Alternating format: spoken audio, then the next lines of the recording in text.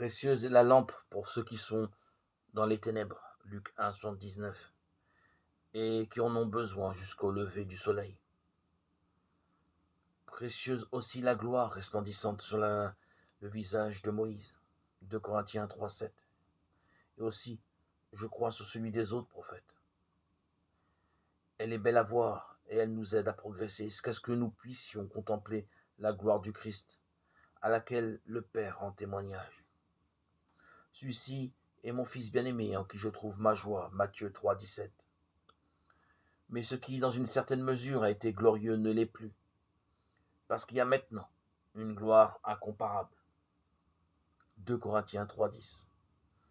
Et nous avons besoin, en un premier temps, d'une gloire susceptible de disparaître, devant la gloire incomparable, comme nous avons besoin d'une connaissance partielle qui sera dépassée quand viendra l'achèvement, 1 Corinthiens 13, 10.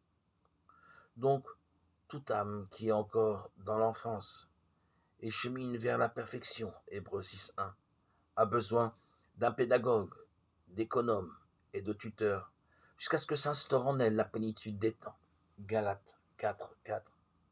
Ainsi, celui qui d'abord ne diffère en rien d'un esclave, alors qu'il est le maître de toute la maison, Galates 4, 1, sera finalement affranchi et recevra de la main du pédagogue, des économes et des tuteurs son patrimoine.